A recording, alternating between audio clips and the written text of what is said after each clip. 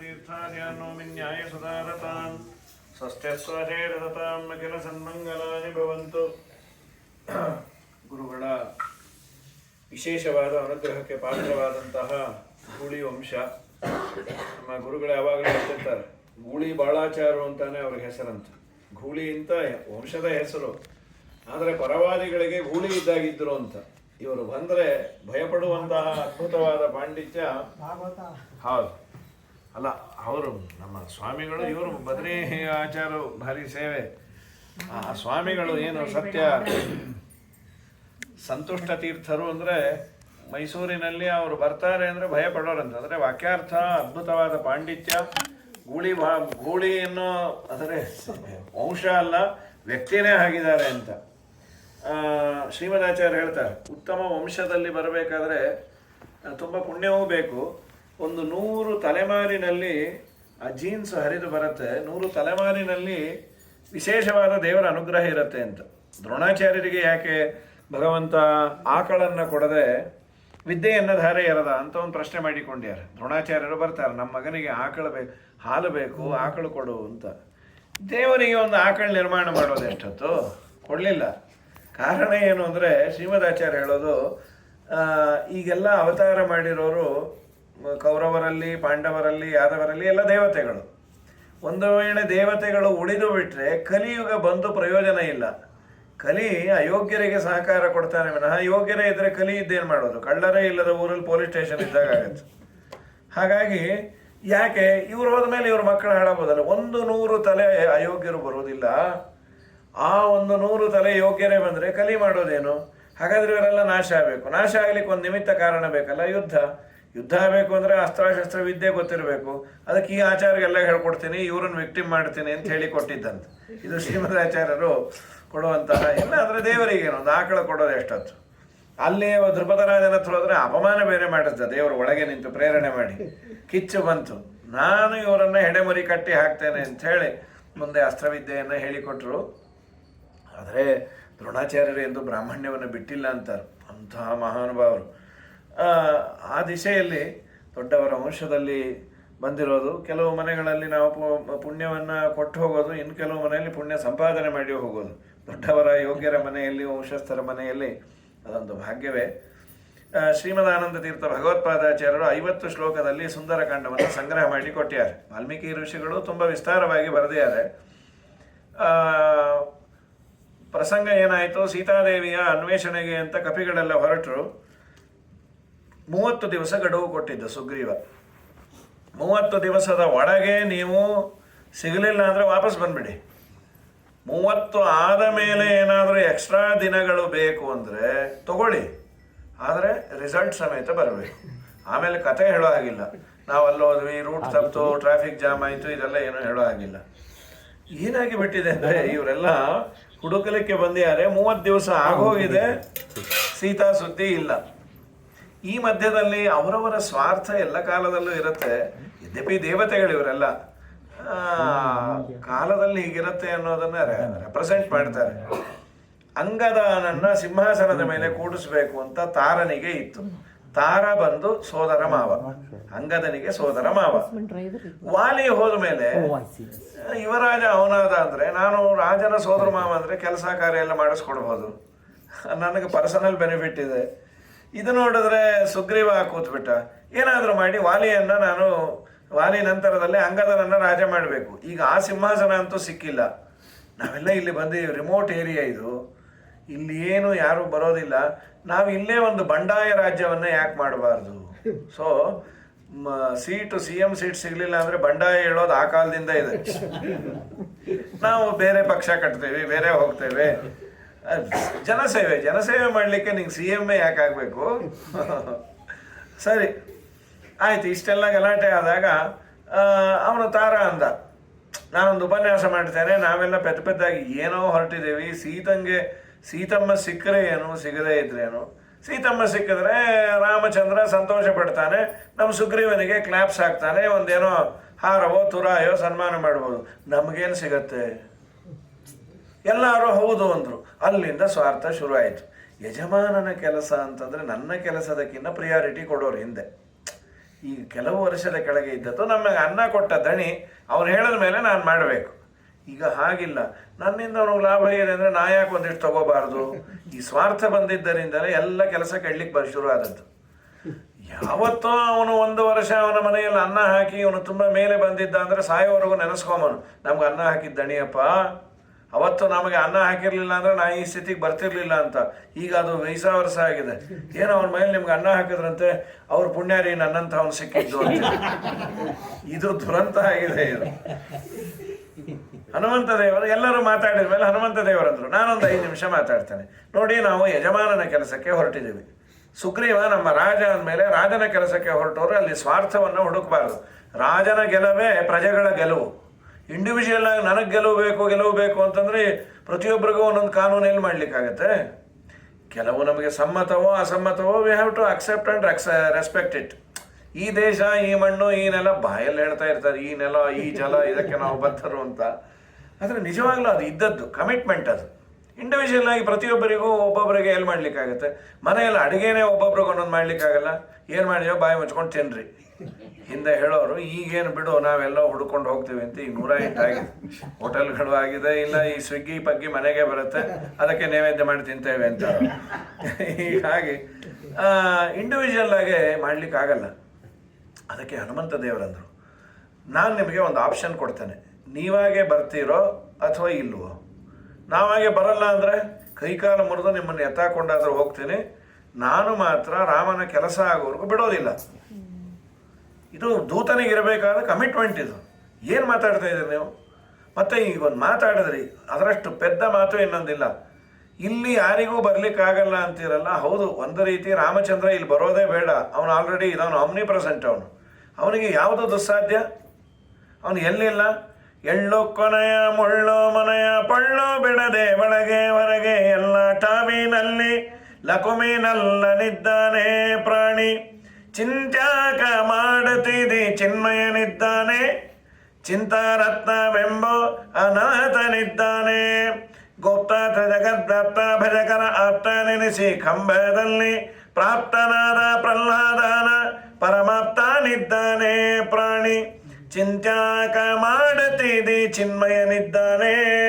ಅವನಿಲ್ಲದ ಸ್ಥಳ ಇಲ್ಲ, ಹಾಗಾಗಿ ಅವನೆಲ್ಲ ಕಡೆ ಇದ್ದಾನೆ, ನಾವೆಲ್ಲ ಹೊರಡುವ.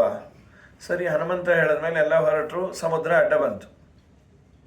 ಆಗ ಎಲ್ಲರಿಗೂ ಸಂತೋಷ, ಒಂಥರ ಅವನು ಚಿಚ್ಚಿ ಆಡಿದ್ರು. ಈಗ ಹಾಗೇನೋ ದೊಡ್ಡದಾಗ ಅಂದಿ. ಈಗ ನಮ್ಮಿಂದ ಇದು ದುಸ್ಸಾಧ್ಯ, ಸಮುದ್ರವನ್ನು ನಮಗೆ ದಾಟ್ಲಿಕ್ಕೆ ಆಗೋದಿಲ್ಲ. ಹಾಗಾದರೆ ಏನು ಮಾಡೋಣ? ಹೇಗೂ ಸಾಯ್ತೀವಿ. ಅದಕ್ಕೆ ಇಲ್ಲಿಯವರೆಗೂ ಆದ ರಾಮಾಯಣವನ್ನು ನಾವು ಪಾರಾಯಣ ಮಾಡಿ ಸಾಯುವ. ಪ್ರಾಯೋಪವೇಶ ಅಂತ ಸಂಕಲ್ಪ ಮಾಡಿದರು. ಪ್ರಾಯೋಪವೇಶ ಅಂದರೆ ಸಾಯುವವರೆಗೂ ಅನ್ನ ಆಹಾರವನ್ನು ಸ್ವೀಕಾರ ಮಾಡದೇ ಇರುವಂತಹ ಒಂದು ವ್ರತ. ಪರೀಕ್ಷಿತನು ಪ್ರಾಯೋಪವೇಶ ಮಾಡಿದ್ದ, ಇವರೆಲ್ಲರೂ ಸಂಕಲ್ಪ ಮಾಡಿದರು. ರಾಮಾಯಣವನ್ನು ಪ್ರಾರಂಭ ಮಾಡಿದ್ದಾರೆ. ಅಲ್ಲಿವರೆಗೂ ಆದದ್ದು. ದಶರಥ ಅಂತ ಇಕ್ಷ್ವಾಕು ವಂಶದಲ್ಲಿ ಬಂದ ಮಹಾರಾಜ, ಅವನಿಗೆ ಶ್ರೀರಾಮಚಂದ್ರ ಅಂತ ಒಬ್ಬ ಮಗ, ಜನಕರಾಜನ ಮಗಳು ಜಾನಕಿಯನ್ನು ವಿವಾಹ ಆದ. ಹೀಗೆಲ್ಲ ಹೇಳ್ತಾ ತಂದೆಯ ಮಾತಿಗೆ ಮರ್ಯಾದೆಯನ್ನು ಕೊಡಬೇಕು ಅಂತ ಅರಣ್ಯಕ್ಕೆ ಬಂದಾಗ ಅವನ ಹೆಂಡತಿಯನ್ನು ಯಾರೋ ಅಪಹಾರ ಮಾಡಿಕೊಂಡು ಹೋದರು. ದಶರಥನ ಸ್ನೇಹಿತ ಜಟಾಯು ಅನ್ನೋ ಪಕ್ಷಿ ತುಂಬ ಪ್ರಯತ್ನ ಮಾಡಿತು, ಆದರೆ ಆ ಪಾಪಿ ಅದರ ರೆಕ್ಕೆಯನ್ನು ಕತ್ತರಿಸಿ ಕೆಳಗೆ ಹಾಕಿದ್ದ. ಆದರೆ ಅದರ ಪುಣ್ಯ ಶ್ರೀರಾಮಚಂದ್ರ ತನ್ನ ತೊಡೆಯ ಮೇಲೆ ಅದರ ತಲೆಯನ್ನು ಇಟ್ಟುಕೊಂಡಾಗ ಪ್ರಾಣ ಹೋಯಿತು.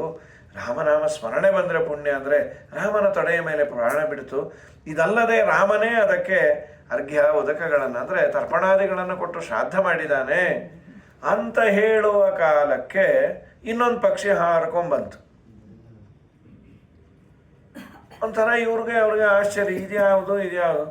ಆ ಪಕ್ಷಿ ಕೇಳ್ತು, ನೀವು ಜಟಾಯು ಹೆಸರು ಹೇಳಿದ್ರಲ್ಲ, ನೀವ್ಯಾರು ಅಂತ. ನೀನು ಯಾರು ಅಂದರು. ಜಟಾಯು ಅಣ್ಣ ನಾನು, ಸಂಪಾತಿ ಅಂತ.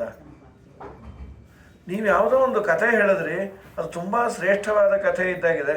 ಕಥೆ ಅಲ್ಲಪ್ಪ, ಅದು ನಡೆದ ಘಟನೆ, ನಮ್ಮ ಪ್ರಭುದು. ಅದ್ಯಾಕೆ ತುಂಬ ಒಳ್ಳೆಯದು ಅಂತ ನಿಂಗೆ ಅನ್ನಿಸ್ತು? ಏನಿಲ್ಲ, ಆ ಕಥೆಯನ್ನು ಕೇಳಿದ ಕೂಡಲೇ ನನಗೆ ಸುಟ್ಟ ರೆಕ್ಕೆ ವಾಪಸ್ ಬಂತು. ಓ ಹೌದಾ? ನೀವು ಅದನ್ನೆಲ್ಲ ಗೋಪಿಗೀತೆಯಲ್ಲಿ ಕೇಳಿದ್ದೀವಿ. ತವ ಕಥಾಮೃತಂ ತಪ್ತ ಜೀವನಂ ಕವಿ ಬಿರೇರಿತಂ ಕಲ್ಮಶಾಪಹಂ ಶ್ರವಣಮಂಗಲಂ ಶ್ರೀಮದಾತತಂ ಭುವಿ ಗೃಣಂತಿ ತೇ ಭೂರಿದಾ ಜನಾಃ ತವ ಕಥಾಮೃತಂ ತಪ್ತ ಜೀವಿತಂ. ಇದರ ಅರ್ಥ ಏನು ಅಂದರೆ, ಭಗವಂತ ನಿನ್ನ ಕಥೆಗೆ ಇರುವ ತಾಕತ್ತೇನು ಅಂದರೆ, ನಿನ್ನ ಕಥಾಮೃತಕ್ಕೆ ತಪ್ತ ಜೀವಿತಂ. ತಪ್ತ ಅಂದರೆ ಬೆಂದದ್ದು, ಕಾದದ್ದು, ನೊಂದದ್ದು. ಅವರಿಗೆ ಜೀವಿತಂ ತಪ್ತಾನ್ ಜೀವಯತಿ. ಜೀವನದಲ್ಲಿ ನೊಂದು ಬೆಂದವರಿಗೆ ಏನಾದರೂ ತಂಪನ್ನ ಕೊಡುವ ಒಂದು ಔಷಧ ನಿನ್ನ ಕಥಾಮೃತ. ತವ ಕಥಾಮೃತಂ ತಪ್ತ ಜೀವನಂ. ಅದು ಎಂಥದ್ದು? ಕವಿಭಿರೀಡಿತಂ, ಜ್ಞಾನಿಗಳಿಂದ ಸ್ತೋತ್ರ ಮಾಡಿಸಿಕೊಳ್ಳಲ್ಪಡುವ ಮಹಿಮೆ. ಕಲ್ಮಶಾಪಹಂ, ನಮ್ಮ ಮನಸ್ಸಿನ ಕಾಲುಷ್ಯವನ್ನೆಲ್ಲ ದೂರ ಮಾಡುತ್ತೆ ಅಂತ ಹೇಳಿದ್ರು. ಅದು ಪ್ರಾಕ್ಟಿಕಲ್ ಈಗ ಆಯಿತು. ನಾನು ನನ್ನ ತಮ್ಮ ಇಬ್ಬರು ರನ್ನಿಂಗ್ ರೇಸ್ ಇಟ್ಕೊಂಡಿದ್ವಿ, ಸೂರ್ಯಮಂಡಲ ಮುಟ್ಟು ಬರಬೇಕು ಅಂತ. ನನ್ನ ತಮ್ಮ ಮೇಲೆ ಹಾರ್ತಾ ಹಾರ್ತಾ ತಲೆ ಸುತ್ತುವಂತೆ ಆಯಿತು. ನಾನು ಅವನು ಸಾಯಬಾರದು ಅಂತ ರೆಕ್ಕೆ ಅಡ್ಡ ಹಿಡದೆ, ಅವನು ಉಳ್ಕೊಂಡ, ನನ್ನ ರೆಕ್ಕೆ ಸುಟ್ಟೋಯ್ತು, ಕೆಳಗೆ ಬಿದ್ದೆ. ನನಗೆ ತುಂಬ ಬೇಸರ ಆಗಿ ಇನ್ನು ಸಾಯ್ತೇನೆ ಅಂದ್ಕೊಂಡೆ. ಆಗ ಒಂದು ಋಷಿಗಳಂದರು, ಹಾಗೆಲ್ಲ ಸಾಯಬೇಡಿ. ಯಾಕೆ ಸಾಯಬಾರ್ದು? ಅಲ್ಲ, ರೆಕ್ಕೆ ಇಲ್ಲಲ್ಲ, ರೆಕ್ಕೆ ಇಲ್ಲದ ಜೀವನ ಅದು ಪ್ರಯೋಜನ ಇಲ್ಲ. ಕೆಲವೆಲ್ಲ ಬರದೇ ಇದ್ದರೆ ಅದು ಬದುಕು ಪ್ರಯೋಜನ ಇಲ್ಲ. ಒಂದು 3-4 ಈಜು ಬರದ ಮೀನು, ಹಾರ್ಲಿಕ್ಕಾಗದೇ ಇರೋ ಹಕ್ಕಿ, ಆಚಮನ ಬರದೇ ಇರೋ ಆಚಾರು, ಇವರೆಲ್ಲ ಇದ್ದಾರೇನು ಇಲ್ಲದಿದ್ದಾರೇನು ಅಂತ ನಾನೇನು ಮಾಡಲಿ? ನೀನೇನು ಮಾಡಬೇಡ, ನಿನಗೊಂದಿನ ರೆಕ್ಕೆ ಬರುತ್ತೆ ಅಂತ ಅವ್ರು ಅಂದಿದ್ರು. ಆಗಿನೂ ಪ್ಲಾಸ್ಟಿಕ್ ಸರ್ಜರಿ ಅದು ಇದು ಬಂದಿರಲಿಲ್ಲ. ಎಲ್ಲಿ ಬರುತ್ತೆ? ಏನೋ ಹೇಳಿದ್ದಾರೆ, ದೊಡ್ಡವ್ರ ಮಾತು ಕೇಳುವ ಅಂತ. ಕೃಷ್ಣನ ಕಥೆ ಕೇಳಿದ ಮೇಲೆ ನನಗೆ ರೆಕ್ಕೆ ಬಂತು. ನಮಗೆ ರೆಕ್ಕೆ ಪುಕ್ಕ ಬರೋದೇನು ಬೇಡ. ಜೀವನದಲ್ಲಿ ನಾನಾ ತರಹದ ನೋವುಗಳು ಎಲ್ಲರಿಗೂ ಇರುತ್ತೆ, ಅದನ್ನೇ ಸಂಸಾರ ಅನ್ನೋದು. ಹಾಗಾದರೆ ಈ ನೋವಿಗೆ ಇರುವ ಒಂದು ಔಷಧ ಯಾವುದು ಅಂತಂದರೆ, ಒಂದು ಭಗವಂತನ ಕಥೆಯನ್ನು ಕೇಳೋ ಪದ್ಧತಿಯನ್ನು ಇಟ್ಕೊಳ್ಳಿ. ಸ್ವಲ್ಪ ನಾವು ಮರ್ತಿದ್ದೀವಿ ಅದನ್ನು. ಶ್ರೀಮಂತಿಕೆ ಹೆಚ್ಚಾಗಿ ನಾವು ಬಿಟ್ಟದ್ದು ದೇವರನ್ನು. ಹಿಂದಿನವ್ರಿಗೂ ಸಮಸ್ಯೆ ಇತ್ತು, ಆದರೆ ಅದು ದೇವರಿಟ್ಟಾಗೆ ಆಗತ್ತೆ ಅನ್ನೋ ಒಂದು ವಿಶ್ವಾಸ ಇತ್ತು. ಇವತ್ತು ಹಣ ಹೆಚ್ಚಾದ ಮೇಲೆ ಐ ಕ್ಯಾನ್ ಓವರ್ಕಮ್ ಎನಿಥಿಂಗ್ ಅಂತ ದೇವರಂತ, ಮಗನೇ ನೀನು ಓವರ್ಕಮ್ ಮಾಡದೇ ಇರೋ ಥರ ಒಂದೇನೋ ಸಮಸ್ಯೆ ಕೊಡ್ತೇನೆ. ಏನು ಇದಕ್ಕಿನ್ನ ದೊಡ್ಡ ಸಮಸ್ಯೆ ದೇವರು ಕೊಡೋದು ಬೇಡ. ಐ ಕ್ಯಾನ್ ಓವರ್ಕಮ್ ಎನಿಥಿಂಗ್ ಅನ್ನುವಂತಹ ಒಂದು ವಿಚಿತ್ರವಾದ ಪೆದ್ದತನ ಕೊಟ್ಟರು ಸಾಕು. ಅವನು ಇಟ್ಟಾಗೆ ನಾನು ಇರ್ತೇನೆ ಅಂದರೆ ತುಂಬ ಸುಖವಾಗಿರ್ತೇವೆ. ನಾನು ಅದನ್ನೇ ಮಾಡ್ತೇನೆ ಇದನ್ನೇ ಮಾಡ್ತೇನೆ ದೇವರಂತಾನೆ, ಅದು ಹೇಗೆ ಮಾಡ್ತೀವೋ ನೋಡ್ತೇನೆ ನಾನಪ್ಪ. ಹಿಂದಿನವ್ರಿಗೂ ನಮಗೂ ಇರೋ ವ್ಯತ್ಯಾಸ ಇಷ್ಟೇ. ಹಿಂದೆ ಹಣ ಇಲ್ಲ ಅನ್ನೋ ಒಂದೇ ಒಂದು ನೋವು, ನಲಿವಿತ್ತು, ಸಂತೋಷ ಇತ್ತು, ಒಬ್ಬರಿಗೊಬ್ಬರಿಗೆ ಪ್ರೀತಿ ವಿಶ್ವಾಸದಿಂದ ಮಾತು ಕಥೆ. ಗಂಡು ಹೆಣ್ಣು ಸಿಗೋದು ಸುಲಭ ಇತ್ತು. ನಮ್ಮ ಮಗಂಗೆ ನಿಮ್ಮ ಮಗಳನ್ನ ಮಾಡ್ಕೋತೀನೋ, ನಿಮ್ಮ ಮಗಳನ್ನ ನನ್ನ ಹತ್ರ ದುಡ್ಡು ಕಾಸು ನಾ ಕೇಳೋಣ, ದುಡ್ಡು ಕಾಸು ಎಲ್ಲ ಮಾಡ್ಕೊಂಬರೋಣ ಬಿಡು, ಮದುವೆ 10 ಮದುವೆ ಸುಖವಾಗಿ ಆಗೋದು. ಈ ಒಂದು ಮದುವೆ ಮಾಡೋದಲ್ಲಿ 10 ಬೆಟ್ಟ 10 ಬಂದಷ್ಟು ಆಗಿರುತ್ತೆ. ಸಾಕಾಯ್ತಪ್ಪ, ಮುಂದಿನ ಜನ್ಮದಲ್ಲಿ ಬ್ರಹ್ಮಚಾರಿಯಾಗಿರೋದೇ ವಾಸಿ ಅನ್ನುವಷ್ಟು ಸಮಸ್ಯೆಗಳಿದೆ. ಇದೇನೋ ಮದುವೆಗೆ ಆಪರ್ಚುನಿಟಿ ಕೊಟ್ಟರೆ ಇದು ಬೇರೆ ಇದೆ. ಸೊ ನಾನಾ ತರಹದ ಸಮಸ್ಯೆಗಳು. ಯಾಕೆ? ದೇವರಂತಾನೆ ನಿನಗೆ ನಾನೇ ಮಾಡ್ತೇನೆ ಅನ್ನುವ ಹುಚ್ಚು ಹಿಡಿದಿದೆ. ಮಹಾಮಹಾಜ್ಞಾನಿಗಳು ಕೇಳಿದ್ದನ್ನ ದೇವರು ಕೊಡುವ ಯೋಗ್ಯತೆ ಇದ್ದವರು ನೀನು ಇಟ್ಟಂಗೆ ಇರ್ತೀನಿ ಅಂದರು ನಮ್ಮ ಶ್ರೀಪಾದರಾಜರು. ದೇವರ ಹತ್ರ ಒಂದೇ ಒಂದು ಮಾತು ಹೇಳಿದರೆ ಎಲ್ಲವನ್ನ ಕೊಡೋನು. ಬೇಡ ಸ್ವಾಮಿ, ನಿನಗೇನು ಕೊಡಬೇಕು ಅನ್ಸುತ್ತೆ ಅದನ್ನು ಕೊಡು. ನಾನು ನಿನ್ನ ಹತ್ರ ಡಾಕ್ಟರ್ ಹತ್ರ ಹೋಗಿ ರೋಗಿಗಳ ಸಜೆಸ್ಟ್ ಮಾಡಬಾರ್ದು. ಡಾಕ್ಟ್ರೇ ಕೆಮ್ಮು ಬಂದಿದೆ, ಸ್ವಲ್ಪ ಜ್ವರ ಇದ್ದಾಗಿತ್ತು, ಒಂದು ಇದನ್ನು ತೊಗೊಂಡ್ರೆ ಹೋಗುತ್ತೆ, ಡೋಲೋ 650. ಸರಿ, ಮತ್ತೆ ಯಾಕೆ ಬಂದ್ರಿ? ಅದೇ ಹೇಳಿ ಹೋಗೋಣ ಅಂತ ಡಾಕ್ಟ್ರ್ ಅಂದರು. ಎಲ್ಲ ಪೇಷಂಟ್ಗೂ ಅದೇ ಕೊಡ್ತೀನಿ. ನಿನಗೆ ಬಂದಿರೋ ರೋಗ ಯಾವುದು ಏನು ಅದನ್ನು ನಾನು ತಪಾಸಣೆ ಮಾಡಬೇಕು, ನಿನ್ನ ಇಷ್ಟ ಬಂದಾಗ ಹೇಳಬೇಕು. ಶ್ರವಣ ಮನಕಾನಂದವೀವುದು, ಭವಜನಿತ ದುಃಖಗಳ ಕಳೆಯುವುದು, ವಿವಿಧ ಭೋಗಗಳನ್ನು ಇಹ ಪರಂಗಳನಿತ್ತು ಸಲಹುವುದು, ಭುವನ ಪಾವನ ಬೆನಿಪಲ ಕುಮೇಧವನ ಮಂಗಲ ಕಥೆಯ ಪರಮೋತ್ಸವದಿ ಕಿವಿಗೊಟ್ಟಾಲಿಪುದು ಭೂಸುರರು ದಿನ ದಿನದಿ. ಶ್ರವಣ ಮನಕಾನಂದವೀವುದು, ಆವನ ಶ್ರವಣ ಮನನ ನಿಧಿಧ್ಯಾಸನ, ಆ ವಿಷ್ಣುವಿನ ಭಕ್ತಿ ಮಹಾಪ್ರಸಾದಂಗಳು, ಕೈವಲ್ಯ ಪದಕ್ಕೆ ಎಕ್ಕಿದನೇ ಚಣಿಕೆಂದು ಭಾವಜ್ಞರು ಪೇಳ್ವರು, ವೇದ ಭಾವಜ್ಞರು ಪೇಳ್ವರು. ಜೀವಕ್ಕೆ ಜವ ತಪ್ಪಿಸಿ ಪಾವನ ವೈಕುಂಠಪುರದೊಳಗೆಂದೆಂದು ಆವಾಸವ ಮಾಡಿ ಸುಖಿಸಬೇಕಾದರೆ ಸೇವಿಸು ವೈಷ್ಣವರ, ನೀ ಸೇವಿಸು ವೈಷ್ಣವರ. ನಾರಾಯಣನ ನೆನೆ ಮನವೇ ನಾರಾಯಣನ ನೆನೆ, ನಾರಾಯಣನ ಮನ್ನಿಸು ವರ್ಣಿಸು ಆರಾಧನೆಗಳ ಮಾಡುತ್ತ ಪಾಡುತ್ತ ನೀರಾಜನದಿಂದರ್ಚಿಸು ಮೆಚ್ಚಿಸು ಪಾರಾಯಣ ಪ್ರಿಯನ, ವೇದ ಪಾರಾಯಣ ಪ್ರಿಯನ. ದೇವರ ಕಥೆ ನಮ್ಮೆಲ್ಲ ವ್ಯಥೆಗಳನ್ನು ದೂರ ಮಾಡುತ್ತೆ. ಅದು ಇಂಡಿವಿಜುವಲ್ ಆಗಿ ಅನುಭವಿಸಿ ನೋಡ್ಬೇಕಷ್ಟೇ. ಅದು ಅದನ್ನು ಪ್ರಾಕ್ಟಿಕಲ್ ಆಗಿ ತೋರಿಸ್ಲಿಕ್ಕೆ ಆಗೋದಿಲ್ಲ. ಯಾವುದೋ ಮಾತ್ರೆ ತೆಗೆದುಕೊಂಡ ರೋಗ ಹೋಯಿತು ಅಂದರೆ ತೋರಿಸ್ಬೋದು. ನಿಂಗೆ ನೆಮ್ಮದಿ ಬಂತು ಅಂತ ತೋರಿಸು ಅಂದರೆ ಅದು ಅವನಿಗೆ ಮಾತ್ರ ಗೊತ್ತಾಗುತ್ತೆ. OTP ಇದ್ದಾಗ ಅದು ಅವನವನಿಗೆ ಬರುತ್ತೆ. ಅವ್ರವ್ರು ಯಾರು ವ್ಯವಹಾರ ಮಾಡಿರ್ತಾರೋ ಅವ್ರ ಫೋನಿಗೆ ಮಾತ್ರ ಬರೋದು. ಅದು ಹಾಗೆ ಬಂದರೆ ಚಂದ. ನನಗಾದ ಸಂತೋಷ ಇನ್ನೊಬ್ಬನಿಗೆ ಗೊತ್ತಾಗೋದೇ. ಅದು ಜ್ಞಾತೈಕ ಸತ್ತ ಅಂತ ಕರೀತಾರೆ ಅದನ್ನು. ಆದವನಿಗೆ ಗೊತ್ತಿರತ್ತೆ. ಅದು ಆದಮೇಲೆ ಗೊತ್ತಿದ್ದೇ ಆಗತ್ತೆ. ಸಂತೋಷ ಆಯಿತು ಗೊತ್ತೇ ಆಗಿಲ್ಲ ಅಂದರೆ ಪೆದ್ದು ಅಂತಾರೆ ಅಷ್ಟೇ. ಸಂತೋಷವೋ ದುಃಖವೋ ಆಗಿದ್ದು. ಹಾಗಾಗಿ ಹನುಮಂತ ದೇವರು ಆ ಸಂಪಾತಿಯನ್ನು ನೋಡಿ, ಅಪ್ಪ ನಿನಗೆ ರೆಕ್ಕೆ ಬಂತು, ನಿನಗೆ ಕಣ್ಣು ಶಾರ್ಪ್ ಅಂತಾರೆ. ನಮ್ಮ ಸೀತಮ್ಮ ಎಲ್ಲಾನ ಇದ್ದಾಳ, ಒಬ್ಬ ದುಃಖ ಪಡ್ತಾ ಇರೋ ಹೆಣ್ಣು, ಅವಳ ಲಕ್ಷಣಗಳನ್ನೆಲ್ಲ ಹೇಳಿದ್ರು ಹೀಗಿರ್ಬೋದು ಅಂತ. ಅವನು ನನಗೆ ಕಣ್ಣು ಶಾರ್ಪ್ ಇಲ್ಲ, ನಮ್ಮ ಮಗನ್ನ ಕರಿತೇನೆ ಅಂತ ಅವ್ರ ಮಗ ಬಂದು ಮೇಲೆ ಹಾರಿ ಸೀದಾ ನೋಡ್ದ. ಅದು ಏನು ಶಾರ್ಪ್ನೆಸ್ಸು, 100 ಯೋಜನ ಇರೋದು ಕಾಣಿಸ್ತು. ಅಲ್ಲಿ ನೀನು ಹೇಳಿದ ಲಕ್ಷಣ ಇರೋ ಒಂದು ಹೆಣ್ಣು ಕೂತಿಯಾಳೆ, ಅಶೋಕವನ ಅಂತ, ಅದು ರಾವಣನ ಪಟ್ಟಣ. ಅಲ್ಲೊಂದು ಶಿಂಶಪ ವೃಕ್ಷ ಅಂತ ಇದೆ, ಅದರ ಕೆಳಗೆ ಕೂತಿಯಾಳೆ. ಹೊಸ ಹೋಪ್ಸ್ ಬಂತು. ಅಂತೂ ನಮ್ಮ ಸೀತಮ್ಮ ಸಿಕ್ಕದ್ಲು. ಹನುಮಂತ ಅಂತ ನೋಡಿದ್ರ ಮುಂದೊರೆದ್ರೆ ಏನೋ ढूंढने से भगवान भी मिलता है ಅಂತ. ಒಮ್ಮೆ ನಮಗೆ ಈ ಪಲಿಮಾನ ಮಠ ಸಿಕ್ಕಿರಲಿಲ್ಲ ಹರಿದ್ವಾರದಲ್ಲಿ. ಆ ಕಾರೋನ್ಗೆ ಹೀಗೆ ಹೋಗೋ ಹಾಗೋಗೋ ಹುಡುಕಿದ್ರೆ ಸಿಕ್ಕ. ढूंढने से भगवान भी मिलता है स्वामी जी, इधर आपको भी मालूम नहीं मुझको भी मालूम. ಅದೆಲ್ಲ ಒಳಗಿತ್ತು. ಈಗ ಸದ್ಯ ರೋಡ್ ಚೆನ್ನಾಗಾಗಿದೆ, ಬಡೆ ಹನುಮಾನ್ ಅಂತ ಸೀದಾ ಅಲ್ಲೇ ಹೋಗಿ ನಿಲ್ಲತ್ತೆ. ಸರಿ, ಇಷ್ಟು ಹೇಳಿದ ಮೇಲೆ 100 ಯೋಜನ ಅಲ್ಲಪ್ಪ, ಮಧ್ಯದಲ್ಲೇನೋ ಲ್ಯಾಂಡಿಂಗಿಗೆ ಅವಕಾಶ ಇದೆಯಾ? ನೀರಲ್ಲೇ ಬೀಳ್ತೀರಿ.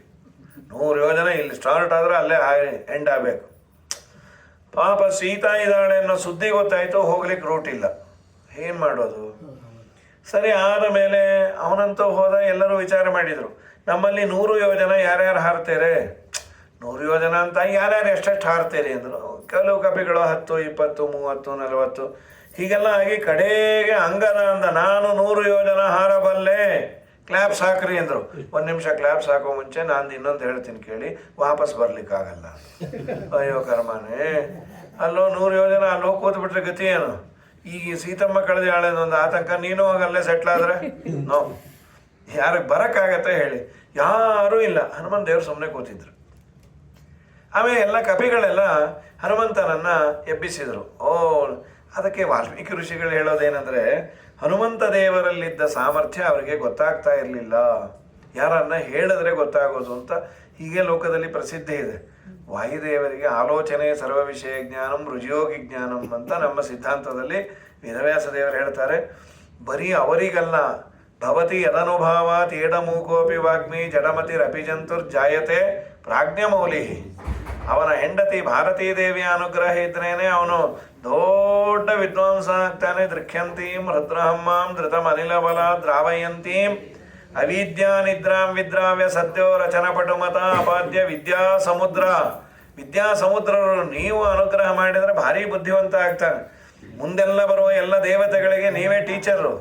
ಮನೋಭಿಮಾನಿ ಮಹಾರುದ್ರ ದೇವರು ನಮಗೆ ಅನುಗ್ರಹ ಮಾಡಿದ್ದಾರೆ ಅಂತಾದರೆ ಅವನಿಗೆ ಒಳ್ಳೆ ನೆನಪಿನ ಶಕ್ತಿ ಇರುತ್ತೆ. ಇವೆಲ್ಲ ಸರಿ. ಆ ಮನೋಭಿಮಾನಿ ಮಹಾರುದ್ರ ದೇವನ ಅನುಗ್ರಹ ಆಗಿದ್ದೇ ಈ ಅವ್ರಿಗೆ ಆ ತಾಕತ್ತು ಬಂದದ್ದೇ ಇವರಲ್ಲಿ ಓದಿದ್ದರಿಂದ. ಕೃತ್ಯವಾಸನ ಹಿಂದೆ ನೀ 40 ಕಲ್ಪ ಸಮೀರನಲ್ಲಿ ಶಿಷ್ಯತ್ವ ವಹಿಸಿ, ಅವರಲ್ಲಿ ಓದಿದ್ದರಿಂದಲೇ ಪದವಿ ಬಂದದ್ದು. ಪ್ರಾಣ ಅಪಾನ ವ್ಯಾನ ಉದಾನ ಸಮಾನ ನೀನೆ ಆನಂದ ಭಾರತಿ ರಮಣ ಆನಂದ ಭಾರತಿ ರಮಣ ನೀನೇ ಶರ್ವಾದಿ ಗೀರ್ವಾಣಾದ್ಯರಿಗೆ ಜ್ಞಾನಧನ ಪಾಲಿಪವರೇಣ್ಯ ಜ್ಞಾನಧನ ಪಾಲಿಪವರೇಣ್ಯ. ನಾನು ನಿರತದಲ್ಲಿ ಏನೇನ ಸಗಿದ ಮಾನಸಾದಿ ಕರ್ಮ ನಿನಗೊಪ್ಪಿಸುವೆನು. ಪ್ರಾಣನಾಥ ಸಿರಿ ವಿಜಯ ವಿಠಲನ ಕಾಣಿಸಿಕೊಡುವುದು ಭಾನುಪ್ರಕಾಶ ಪವಮಾನ ಪವಮಾನ ಪವಮಾನ ಜಗದ ಪ್ರಾಣ ಸಂಕರುಷಣ ಭವಭಯರಣ್ಯ ದಹನ ಪವನ. ರುದ್ರಾದಿ ದೇವತೆಗಳ ಟೀಚರು ಇವರಿಗೆಲ್ಲಿ ನೆನಪಿನ ಶಕ್ತಿ ಇಲ್ಲ, ಅದು ಸುಮ್ಮನೆ ನಾಟಕ ಆಡಿದ್ದು. ಯಾಕೆ ಅಂದರೆ ಎಲ್ಲರ ಯೋಗ್ಯತೆ ಗೊತ್ತಾಗಿ ಬಿಡಲಿ. ಒಂದು ವೇಳೆ ನಾನೀಗ ಹಾರಿ ಬಿಡ್ತೀನಿ ಅಂತ ಹಾರಿ ಬಿಟ್ಟರೆ ಬೇರೆಯವ್ರಿಗೆಲ್ಲ ಭ್ರಮೆ ಇರುತ್ತೆ, ನೀವ್ಯಾಕೆ ಹಾರಲಿಲ್ಲ? ಅದೇನೋ ಸರ್ ಹನುಮಂತ ಹಾರಾಡ್ತಾ ಇದ್ದ, ನಾನೇ ಹಾರ್ತೀನಿ ಅಂತ. ಈ ಸಲ ನೀನೇ ಹೋಗು, ಮುಂದಿನ ಸಲ ಸೀತೆ ಕಳೆದ್ರೆ ನಾವು ಹಾರ್ತೀವಿ. ಒಂದು ಸಲ ಕಳೆದ್ರೆ ದೊಡ್ಡ ರಾಮಾಯಣ. ಅಂದರೆ ಅವರವರ ಸ್ವರೂಪ ಯೋಗ್ಯತೆ ಗೊತ್ತಾಗಲಿಲ್ಲ ಅಂದರೆ ತುಂಬ ದೊಡ್ಡ ಸಮಸ್ಯೆ ಆಗತ್ತೆ. ನಮ್ಮ ಯೋಗ್ಯತೆಯ ಪರಿಚಯ ನಮಗಿದ್ರೆ, ಈಗ ಒಬ್ಬೊಬ್ಬರಿಗೆ ದೇವರು ಜನ್ಮಾಂತರದ ಪುಣ್ಯ ವಿಶೇಷದಿಂದ ಬೌದ್ಧಿಕವಾದ ಎತ್ತರ ಎಲ್ಲರಿಗೂ ಒಂದೇ ಥರ ಕೊಟ್ಟಿರೋದಿಲ್ಲ. ಒಬ್ಬ IAS ಆಫೀಸರ್ ಆಗ್ತಾನೆ, ಇನ್ನೊಬ್ಬ ಸಾಮಾನ್ಯ ಆಗ್ತಾನೆ. ಆದರೆ ಯಾರಿಗೆ ಅವರ ಯೋಗ್ಯತೆ ಅನ್ನೋದು ಪರಿಚಯ ಇದೆ, ಏನೋ ನಾನು ದೊಡ್ಡ ಡಾಕ್ಟರ್ ಆಗಬೇಕು, ಇಂಜಿನಿಯರ್ ಆಗಬೇಕು, ಒಂದೋ ಎರಡೋ ಅಟೆಂಪ್ಟ್ ಅವನು ಪ್ರಯತ್ನ ಮಾಡಿದರೆ ಸರಿ. ಅವನು 20 ಅಟೆಂಪ್ಟ್ ಅವನು ಪ್ರಯತ್ನ ಮಾಡ್ತಾನೆ ಇದ್ದರೆ ಈ ಅಪ್ಪ ಅಮ್ಮನ ಗತಿ ಏನು? ಅವನು ಬೇಕಾದಾಗಲಿ ಡಾಕ್ಟ್ರ್ ಆಗಬೇಕು ಅಂತಾನೆ, ಅವನು ಆಗ್ತಾನೋ ಬಿಡ್ತಾನೋ. ನಾವಂತೂ ಪೇಷಂಟ್ ಆಗ್ಬಿಟ್ಟಿದ್ದೀವಿ, ಪ್ರತಿ ವರ್ಷ ಬರೀತಾನೆ CET ಅಂತ. ಯೋಗ್ಯತೆ ಅವನು ಬೇಕಲ್ವಾ? ಹಾಗಾದರೆ ಹನುಮಂತ ದೇವರು ಅವರ ಯೋಗ್ಯತೆಯನ್ನು ಪರಿಚಯ ಮಾಡಿಸುವ ದೊಡ್ಡ ಜವಾಬ್ದಾರಿ. ನಮ್ಮ ಸುಮಧ್ವಿಜಯಕ್ಕೆ ವಿಷ್ಣು ತೀರ್ಥರು ಫಲಸ್ತುತಿ ಬರೆದ್ಯಾರೆ, ಒಂದೊಂದು ಸರ್ಗಕ್ಕೆ ಒಂದೊಂದು ಅಂತ. ಅಲ್ಲಿ ಮೊದಲನೇ ಸರ್ಗ ಪಾರಾಯಣ ಮಾಡಿದರೆ ಸನ್ನಿಧಾನಂ ಅಂತ ಬರೀತಾರೆ. ದಿನಾ 1ನೇ ಸರ್ಗ ಪಾರಾಯಣ ಮಾಡುವವರಲ್ಲಿ ವಾಯುದೇವರ ಸನ್ನಿಧಾನ ವಿಶೇಷವಾಗಿರುತ್ತಂತೆ, ಸನ್ನಿಧಾನಂ. 2ನೇದು ಹೇಳ್ತಾರೆ ಗುಣವ್ಯಕ್ತಿ. ನಮ್ಮಲ್ಲಿ ಒಳ್ಳೆಯ ಗುಣಗಳು ಇದ್ದಾವೆ, ಅದು ಎಂದೂ ಆಚೆ ಬರೋದೇ ಇಲ್ಲ. ಅದು ಆಚೆ ಬರಬೇಕು, ಅದು ಕೆಲಸಕ್ಕೆ ಬರಬೇಕು. ಅವನು ಒಳ್ಳೆ ಎಂಥೂಸಿಯಾಸಮ್ ಇದೆ, ಎಲ್ಲ ಮಾಡ್ತಾನೆ. ಯಾಕೆ ಅವನೊಂಥರ ಕೂತಿರ್ತಾನೆ? ಅವನು ಸರ್ ಅವ್ನಿಗೆ ಆಪರ್ಚುನಿಟಿನೇ ಸಿಕ್ಕಲ್ಲ, ಸಿಗೋದಿಲ್ಲ. You have to create it. ನೀನು ಪ್ರಯತ್ನ ಮಾಡು. ಪ್ರಯತ್ನಮೇಕಮಗ್ರತೋ ನಿಧಾಯ ಭೂತಿ ಮಾಪ್ನುಮಃ. ಪ್ರಯತ್ನ ಮಾಡಿದರೆ ದೇವರು ನಿನ್ನ ಹಿಂದೆ ಇರ್ತಾನಂತೆ. ತಾನಾಗೆ ಯಾವುದು ಒದಗಿ ಬರೋದಿಲ್ಲ. ನಾವು ಅಷ್ಟು ದೇವರನ್ನು ನಂಬೂ ಇಲ್ಲ. ಇಂಥದ್ದಕ್ಕೆ ಮಾತ್ರ ದೇವ್ರನ್ನೇ ಅಂತೀವಿ. ಏಕಾದಶಿ ವ್ರತ ನಿಯಮ ನಾವು ಯಾರ್ರಿ ಮಾಡಲಿಕ್ಕೆ, ಅವನು ಮಾಡಿಸ್ಕೋಬೇಕು. ದ್ವಾಸಿ ಪಳಾರ ಅದು ನಾವೇ ಮಾಡಬೇಕಪ್ಪ. ಅಷ್ಟು ಎತ್ತರದಲ್ಲಿ ನಾವಿಲ್ಲ, ಅಷ್ಟು ಸಾಧನೆಯನ್ನು ಮಾಡಿಲ್ಲ. ಅಷ್ಟು ಸಾಧನೆ ಮಾಡಿದವರಿಗೆ ಅನನ್ಯ ಚಿಂತೆಯಂತೋಮ ಮೇಜನ ಪರಿಪಾಸತೆ, ಯಾದವಾರ್ಯರ ಹೊಟ್ಟೆಯನ್ನು ನೋಡಿಕೊಳ್ಳೋ ದೇವರ ಜವಾಬ್ದಾರಿ. ನಮ್ಮದೆಲ್ಲ ದೇವರಂತಾನೆ. ನೀ ಪ್ರಯತ್ನ ಮಾಡು, ನಿನ್ನ ಹೊಟ್ಟೆಗೆ ಏನು ಬೇಕೋ ಅದನ್ನು ನಾನು ಕೊಡಿಸ್ತೇನೆ ಅಂತ. ಸರಿ, ಹನುಮಂತ ದೇವರು ನಾನು 100 ಯೋಜನ ಹಾರ್ತೇನೆ ಅಂದಮೇಲೆ ಎಲ್ಲರಿಗೂ ಆನಂದ ಆಯಿತು. ಆಚಾರ್ಯರು ಶುರು ಮಾಡ್ತಾರೆ.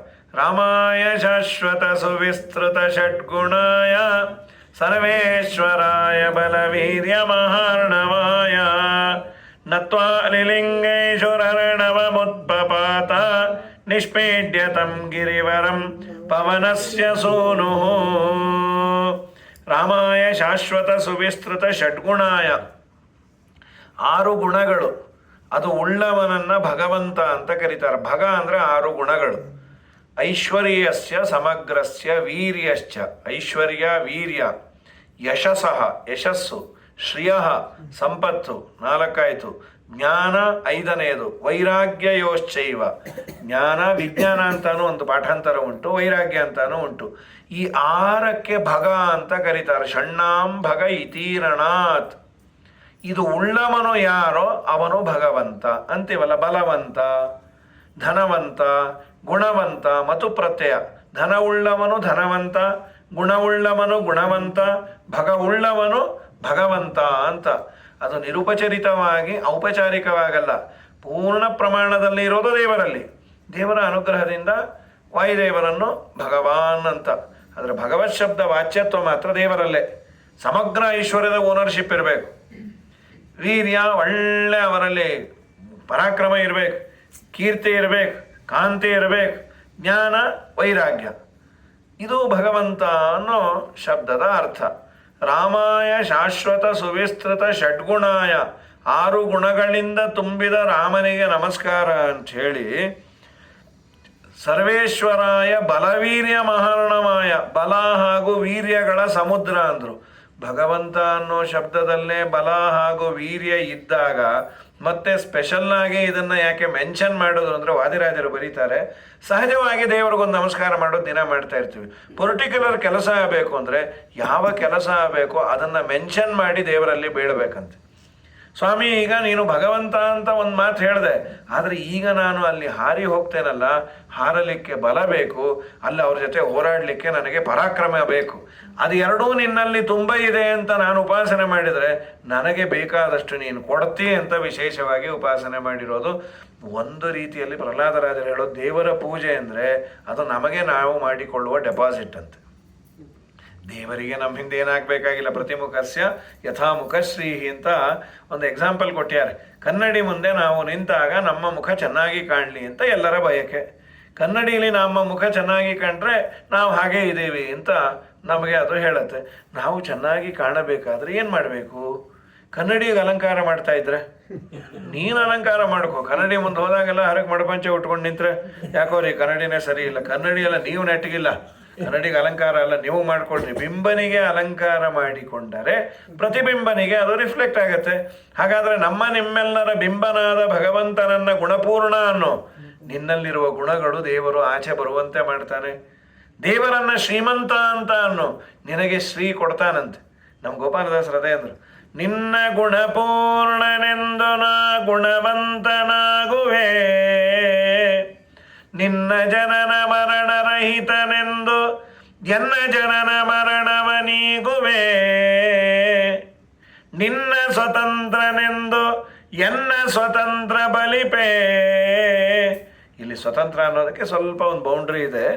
ಪರಾಧೀನತೆ, ಸಣ್ಣವರ ಅಧೀನತೆ ಅನ್ನೋದು ಹೋಗುತ್ತೆ ನಮ್ಮಲ್ಲಿ ಅಂತ.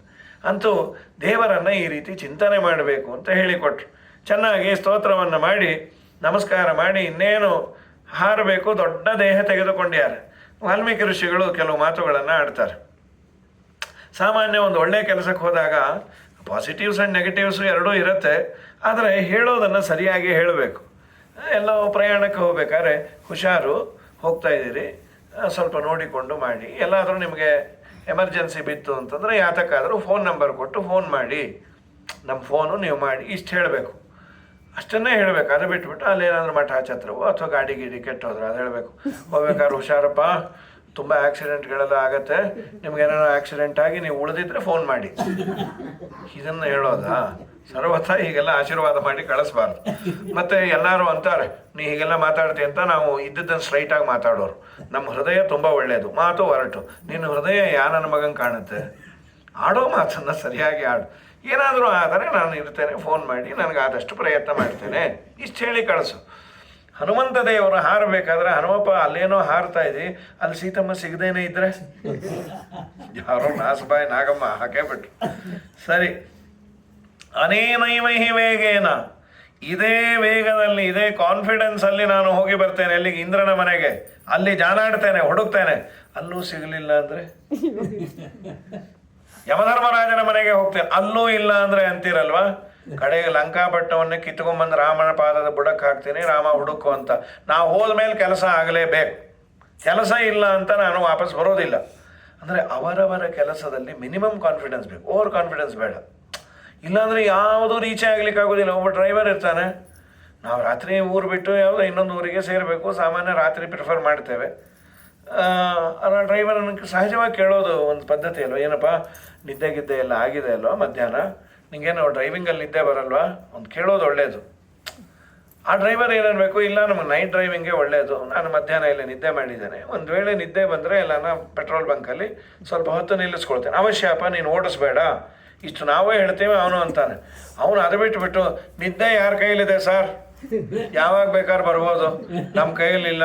ಒಂದು ವೇಳೆ ಬಂದರೆ ಇಬ್ಬರು ಪರ್ಮನೆಂಟಾಗಿ ಹೊಟ್ಟೋಗ್ತೀವಿ, ಬರದೇ ಇದ್ರೆ ಊರು ಸೇರ್ತೀವಿ. ಇಷ್ಟು ಹೇಳ್ದ ಅಂದರೆ ಸತ್ತ ಕೂತವನು. ನಮ್ಮ ಕೆಲಸದಲ್ಲಿ ನಮಗೆ ವಿಶ್ವಾಸ ಬೇಕು. ಪ್ರಯತ್ನಮೇಕಮಗ್ರತೋ ನಿಧಾಯ ಭೂತಿಮಾಪ್ನುಮಃ. ಜರಾಸಂಧನನ್ನು ಸಂಹಾರ ಮಾಡುವ ಸಂದರ್ಭದಲ್ಲಿ ಭೀಮಸೇನ ದೇವರಂದರು, ನಮ್ಮ ಪ್ರಯತ್ನವನ್ನು ಅವರಂದರು ನಿಜಾನುಭಾವ ಏವ ಮೇ ಮಹಾನ್ ಅನುಗ್ರಹೋ ಹರೇಹೇ. ನನಗೆ ದೇವರ ಅನುಗ್ರಹ ಇದೆ, ನನ್ನ ತೋಳಲ್ಲಿ ಬಲ ಇದೆ, ನಾನು ಪ್ರಯತ್ನವನ್ನು ಮಾಡ್ತೀನಿ, ನಮ್ಮ ದೇವರು ನನಗೆ ಗೆಲುವು ಕೊಟ್ಟೇ ಕೊಡ್ತಾನೆ. ಇದು ವಿಶ್ವಾಸ ಬೇಕು ನಮ್ಮ ಕೆಲಸದಲ್ಲಿ. ಈಗ ಧರ್ಮರಾಜ ಬೇಡ ಅಂದ್ಬಿಟ್ಟ, ಜರಾಸಂಧನ ಕೊಲ್ಲಿಕ್ಕಾಗಲ್ಲ, ನಾನು ರಾಜಸೂಯಾಗ ಕ್ಯಾನ್ಸಲ್ ಮಾಡಿ ಪವಮಾನ ಹೋಮ ಮಾಡ್ತೀನಿ ಅಂತಲೋ ಪೆದ್ದಾಗಿ ಆಡಬೇಡ. ಅವನೊಬ್ಬ ಇದಾನೆ ಅಂದಾಕ್ಷಣೆ ಹೀಗೆಲ್ಲ ಭಯ ಪಡಬಾರ್ದು. ಸರಿ, ಹನುಮಂತ ದೇವರು ಹಾರಲಿಕ್ಕೆ ಉದ್ಯುಕ್ತರಾಗಿದ್ದಾರೆ. ಮಹೇಂದ್ರ ಪರ್ವತ ಸ್ಟಾರ್ಟಿಂಗ್ ಪಾಯಿಂಟ್. ಅಲ್ಲಿಂದ ಹಾರಿದ್ರು. ವೃಕ್ಷಾಚ್ಚ ಪರ್ವತಗತ ಪವನೇನ ಪೂರ್ವಂ ಕ್ಷಿಪ್ತೋರ್ಣವೇ ಗಿರಿರುದಾಗಮದಶ್ಚ ಹೇತೋ ಶಾಲೋಹರಸ್ಯ ಗಿರಿಪಕ್ಷ ವಿನಾಶಕಾಲೇ ಕ್ಷಿಪ್ತೋರ್ಣವೇ ಸಮರುತೋರ್ವರಿತತ್ಮಪಕ್ಷಃ ಹೈಮೋಗಿರಿ ಪವನಜಸ್ಯ ತು ವಿಶ್ರಮಾರ್ಥಂ ಉದ್ಭಿದ್ಯ ವಾರಿಧಿಂ ಅವರ್ಧದನೇಕ ಸಾನುಃ. ಇಲ್ಲಿ ಮುಂದೆ ಆಚಾರ್ಯರು ಹೇಳ್ತಾರೆ, ಹನುಮಂತ ದೇವರು ಹೊರಟಾಗ ಆ ಪ್ರೆಷರ್ಗೆ ಗಿಡ ಮರ ಎಲ್ಲ ಕಿತ್ಕೊಂಡು ಹೋಯ್ತಂತೆ. ಇಲ್ಲೇ ವಾಯುಭಾರ ಕುಸಿತ ಅಂಥೇಳಿ ಮಳೆ ಗಿಡ ಸಾಕಾಗೋಗುತ್ತೆ. ಸ್ವಯಂ ವಾಯುದೇವರೇ ಜೋರಾಗಿ ಹೊರಟಾಗ ಪ್ರೆಷರಿಗೆ ಇದ್ದವದ್ದು ಮರ ಗಿಡ ಎಲ್ಲ ಹನುಮಂತ ದೇವರೇ ಹಿಂದೆ ಹೊರಟಿತ್ತು. ಅದು ಹೇಗಿತ್ತು? ವಾಲ್ಮೀಕಿ ಋಷಿಗಳಂತಾರೆ, ಈ ಊರು ಕೇರಿಗೆ ಬಂದವರನ್ನು ಬಿಡಲಿಕ್ಕೆ ಹೋದಾಗ ಆ ಬೆಟಾಲಿಯನ್ ಇದ್ದಾಗಿತ್ತು. ಹಿಂದೆಲ್ಲ ಇದಿತ್ತು. ಅಪರೂಪಕ್ಕೆ ಮಕ್ಕಳು ಬಂದರೆ ಆಗೇನು ಈ ಎಂಟರ್ಟೈನ್ಮೆಂಟ್ ಯಾವುದೂ ಇರಲಿಲ್ಲ. ಮೆಜೆಸ್ಟಿಕ್ ಹೋಗಿ ರೈಲ್ವೆ ಸ್ಟೇಷನ್ಗೆ ಹೋಗಿ ರೈಲಲ್ಲಿ ನಾವು ಕೂತು ಅವರು ಕೂತು ಒಂದು ಅರ್ಧ ಗಂಟೆ ಮಾತಾಡಿ, ಇನ್ನೇನು ಅನೌನ್ಸ್ಮೆಂಟ್ ಬಂದ ಕೂಡಲೇ ರೈಲಿಂದ ಇಳಿದು ಕಿಟಕಿ ಹತ್ರ ನಿಂತ್ಕೊಂಡು ಹೋಗ್ಬರ್ತೀಯ ಅಮ್ಮ ಅಂತ. ಅವ್ರು ಏನು ಡೆಲ್ಲಿಗಲ್ಲ, ಇಲ್ಲೇ ಪಕ್ಕದಲ್ಲಿ ರಾಮನಗರಕ್ಕೆ ಹೋಗೋಕೆ ಇಷ್ಟೆಲ್ಲ ಮಾಡ್ತಾಯಿದ್ರು. ಒಂದೇನೋ ಪ್ರೀತಿ ವಿಶ್ವಾಸ ಏನ್ರಿ. ಈಗ ಅದೆಲ್ಲ ಸತ್ತೇ ಹೋಗಿದೆ. ಓಲಾ ಮಾಡೋರನ್ನು ಕೂಡಿಸ್ಬಿಟ್ರೆ ಸದ್ಯ ತೊಲಗಿದ್ರು ಅಂದ್ಕೊಂಡು ಈ ಅವಸ್ಥೆ ಇದೆ. ಪ್ರೀತಿ ವಿಶ್ವಾಸ ಎಲ್ಲ ಏನು, ನಮಗೇನು ಅಂಥ ರಾಜಕಾರ್ಯ ಏನಿಲ್ಲ.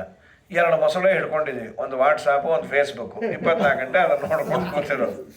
ಇಷ್ಟೇ ಆಗಿದೆ. ಆ ನೆಲೆ ಎಲ್ಲ ಹೋಗಿಬಿಟ್ಟಿದೆ.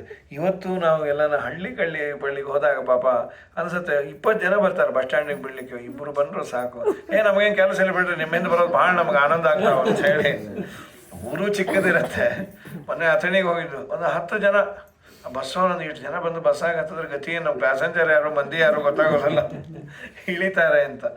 ಇಲ್ಲಿ ಸಿಟಿಯ ಲೈಫು, ನಾವು ಮತ್ತೆ ಹೋದ್ವಿ ಅಂದರೆ 8 ಸಿಗ್ನಲ್ ದಾಟ್ಕೊಂಡು ಮನೆಗೆ ಬರೋದು ಎಲ್ಲ ಚಕ್ರವ್ಯೂಹವೂ ಆಗತ್ತೆ. ಹನುಮಂತ ದೇವರ ಹಿಂದೆ ಹೊರಡ್ತು.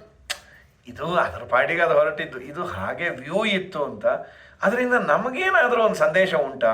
ಎಸ್ ಅಂದರು. ಏನದು ಸಂದೇಶ? ಒಬ್ಬ ದೊಡ್ಡ ಕೆಲಸವನ್ನು ಮಾಡಬೇಕಾದ್ರೆ ನನಗೆ ಮಾಡಲಿಕ್ಕಾಗದೆ ಇದ್ರು ಮಾರಲ್ ಸಪೋರ್ಟ್ ಕೊಡೋ. ಎರಡೂ ತುಂಬ ಸಂತೋಷ.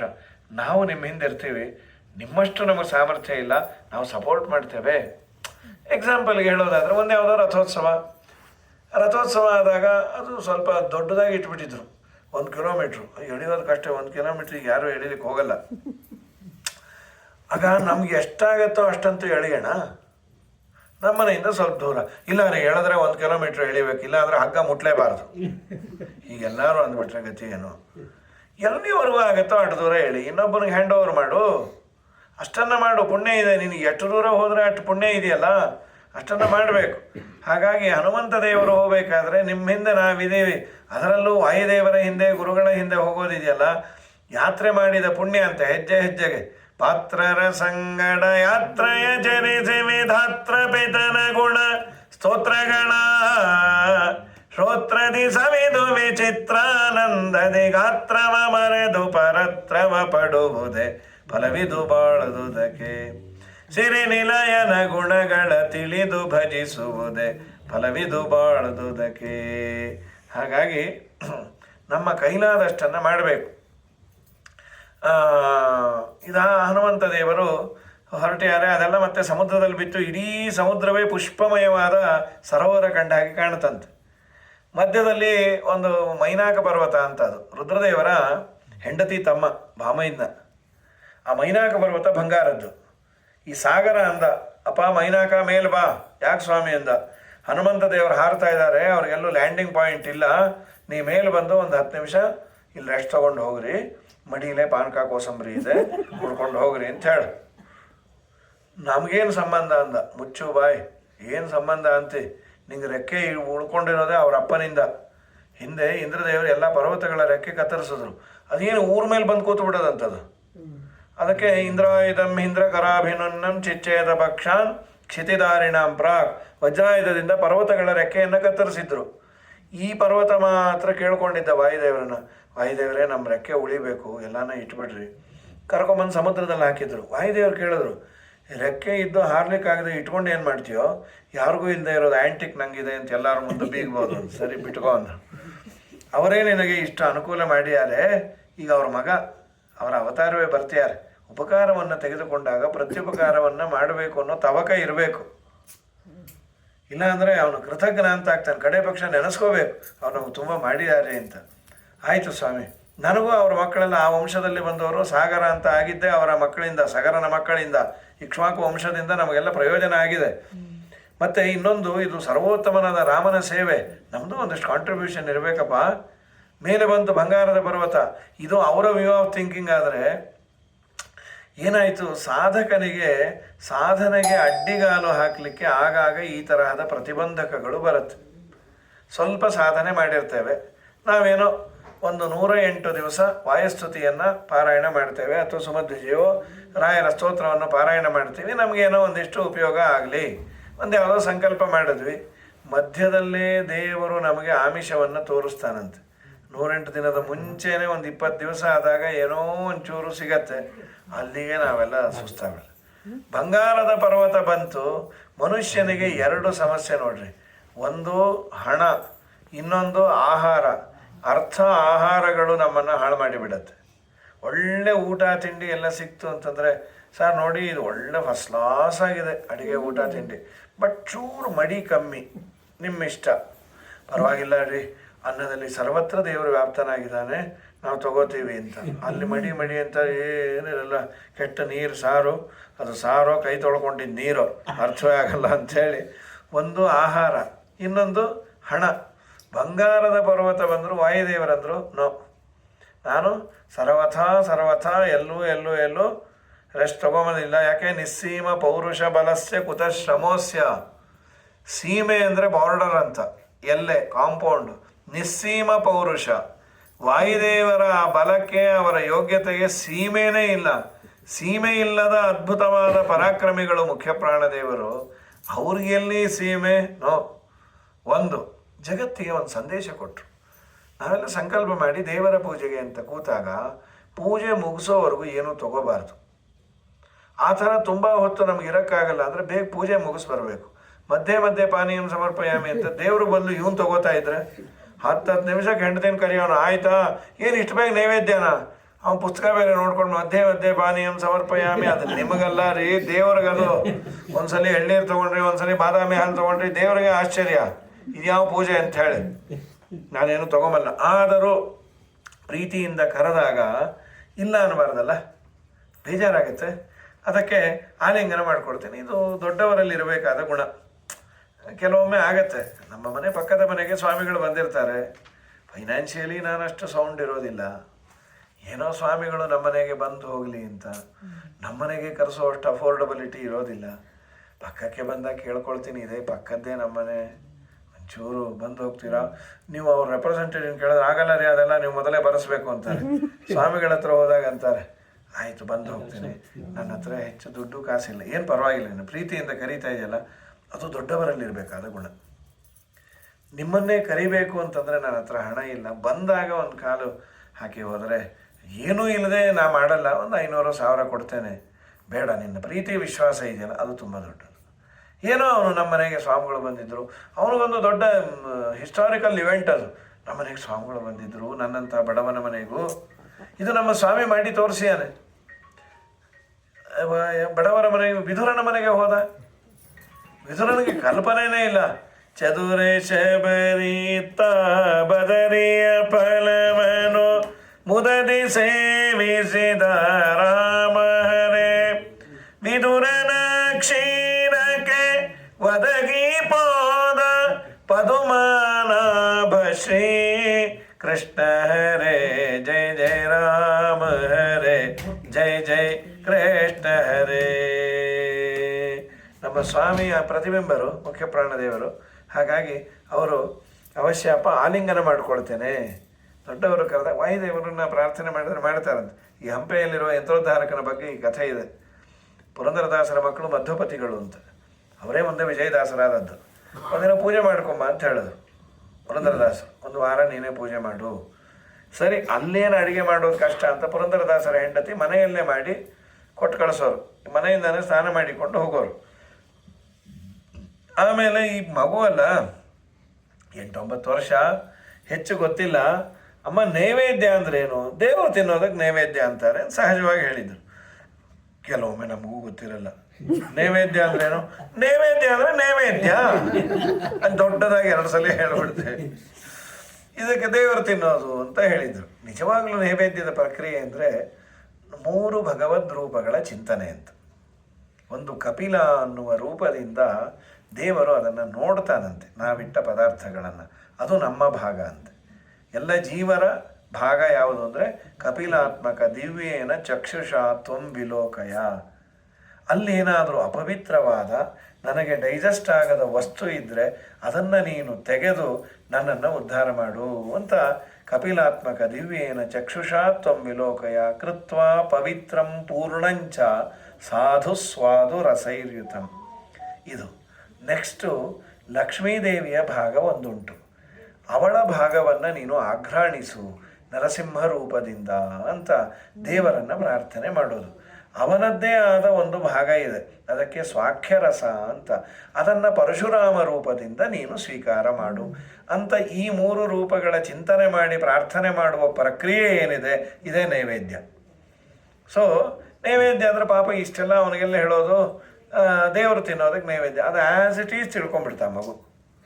ಎಲ್ಲ ಮುಗೀತು, ಹನುಮಂತ ದೇವರು ನೈವೇದ್ಯ ಮಾಡ್ತಾರೆ. ದ್ವಾದಶ ಸ್ತೋತ್ರ 12 ಅಧ್ಯಾಯ ಮುಗಿದ್ರು ಅಂದೇ ಇಲ್ಲ ಹನುಮಪ್ಪ. ಎಲ್ಲಿ ತೆಗಿಬೇಕು ಬಾಯಿ? ಅಯ್ಯೋ ಏನೋ ನಾನೇ ಪೂಜೆ ಸರಿ ಮಾಡಿಲ್ಲ, ಏನೋ ನಮ್ಮಮ್ಮ ಬೈತಾಳೆ ಅಂತಿದ್ರು ಕೂಸು. ಕಡೆಗೆ ಹನುಮಂತ ದೇವ್ರು ಬಂದು ಬಾಯಿ ತೆಗಲಿಲ್ಲ ಅಂದರೆ ಸುಮ್ಮನೆ ಇರಲ್ಲ ಅಂತ. ಆ ಮುಗ್ಧ ಭಕ್ತಿಯನ್ನು ನೋಡಿ ಮುಖ್ಯ ಪ್ರಾಣದೇವರು ಬಾಯಿ ತೆಗೆದು ಬಿಟ್ರು ಅಂತ. ಪಟ ಪಟ ಪಟ ಅಷ್ಟು ಬಳದು ಬಾಯಲ್ಲಿಟ್ಟು ಖಾಲಿ ಪಾತ್ರೆ ತೊಗೊಂಬಂದ್ರು ಅವರು. ಮತ್ತೊಬ್ಬತ್ತೆ ಎಲ್ಲೋ ಅಮ್ಮ ನೀ ಮಾಡಿದ ಅಡುಗೆ ತುಂಬ ಚೆನ್ನಾಗಿತ್ತೆ, ಹನುಮಪ್ಪ ಅಷ್ಟು ನೆಕ್ಕಬಿಟ್ಟ ಅಂತ. ಮುಚ್ಚೋ ಬಾಯ್, ಚೆನ್ನಾಗಿ ತಿಂದುಬಿಟ್ಟು ನೀನು ಹನುಮಪ್ಪನ ಮೇಲೆ ಹಾಕ್ತೀನಿ. ನಾ ಎಲ್ಲಿ ತಿಂದೆ, ಅವನೇ ತಿಂದ. ಸರಿ ಹೋಗಿ ಆಟ ಆಡ್ಕೊ ಹೋಗು. ಆಟ ಇಲ್ಲ ಗೀಟ ಇಲ್ಲ, ಊಟಕ್ಕೆ ಹಾಕೋದ್ರು. ಊಟನೂ ಚೆನ್ನಾಗಿ ಮಾಡಿದ್ರು. ಈ ತಾಯಿ ಡೌಟ್ ಬಂದ್ಬಿಡ್ತು, ಏನೋ ಒಳಗೆ ಭೂತವೋ ಪ್ರೇತವೋ ಕೂತಿರ್ಬೇಕು. ಕಳಿಸಿದ್ದೆಲ್ಲ ಅನ್ನ ಹೊಡ್ಕೊಂಬಂದು ಇಲ್ಲೂ ಊಟ ಮಾಡ್ತಾನೆ. ವಾರ ಹೀಗೆ ಆದಮೇಲೆ ಪುರಂದರದಾಸರಿಗಂದ್ರು, ನಿಮ್ಮ ಕೂಸು ಏನೋ ನೋಡ್ಕೊಂಬನ್ರಿ, ಹಾಗೆಲ್ಲ ಸುಳ್ಳು ಹೇಳಬಾರ್ದಪ್ಪ. ನಿಂಗೆ ಹಸಿವು ಜಾಸ್ತಿ ಆದರೆ ತಿನ್ನು, ಪರವಾಗಿಲ್ಲ. ಅಪ್ಪ ನಾ ಸುಳ್ಳು ಹೇಳ್ತಾ ಇಲ್ಲ, ಹನುಮಪ್ಪನೇ ತಿನ್ನೋದು.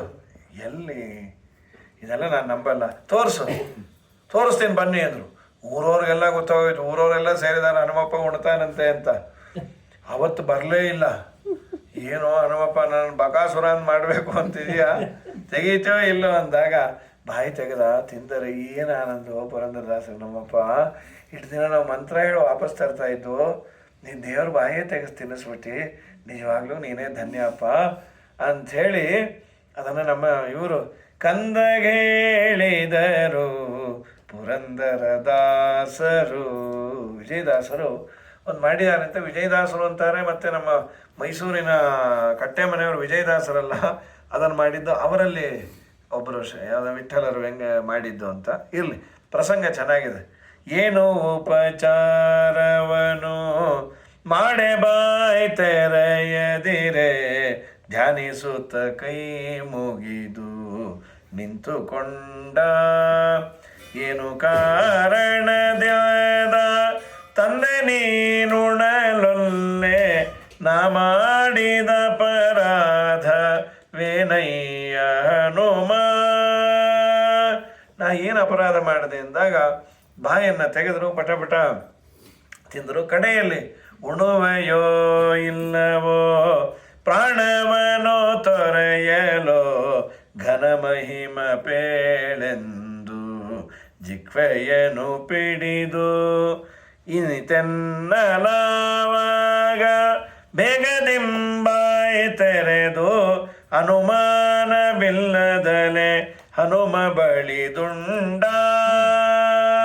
ಹನುಮಂತ ದೇವರು ಅನುಗ್ರಹ ಮಾಡಿದರು ಅಂತ. ಹೀಗೆ ನಮ್ಮ ಹನುಮಂತ ದೇವರು ಅವನನ್ನು ಆಲಿಂಗನ ಮಾಡಿಕೊಂಡು ಮುಂದೆ ಹಾರಿದ್ದಾರೆ. ಅಲ್ಲೊಂದು ಮ್ಯಾನೇಜ್ಮೆಂಟ್ ಪ್ರೋಗ್ರಾಮ್. ಕದ್ರು ಅಂತ ಈ ನಾಗಗಳಿಗೆಲ್ಲ ತಾಯಿ ದೇವತೆಗಳು ಹೇಳಿದರು, ನೋಡು ನಿನ್ನ ಬಾಯಲ್ಲಿ ಏನು ಇಚ್ಛೆ ಪಡ್ತೀಯೋ ಅದು ಬೀಳಲಿ. ಯದ್ಯತ್ ತ್ವಮಿಚ್ಛಸಿ ತದಿತ್ಯಮರೋದಿತಾಯ. ಅಮರರು ಹೇಳಿದರು, ಯದ್ಯತ್ ತ್ವಮಿಚ್ಛಸಿ, ಏನೇನು ಇಚ್ಛೆ ಪಡ್ತೀಯೋ ನಿನ್ನ ಬಾಯಲ್ಲಿ ಬಂದು ಬೀಳಲಿ. ಇದು ದೇವತೆಗಳು ವರ ಕೊಟ್ಬಿಟ್ರೆ ನಮ್ಮನ್ನು ಹಿಡಿಯೋರು ಯಾರು? ಅಲ್ಲ, ನಿಜವಾಗ್ಲೂ ದೇವತೆಗಳು ಕೊಡ್ತಾರೆ. ನೀನು ಚೆನ್ನಾಗಿ ದೇವತಾರಾಧನೆ ಮಾಡಿದರೆ ನೀನು ಹೆಚ್ಚು ಪ್ರಯತ್ನ ಮಾಡೋದೇ ಬೇಡ, ನಿನ್ನ ಮನೆಗೆ ಎಲ್ಲ ಕೊಟ್ಟು ಕಳಿಸ್ತಾರವರು.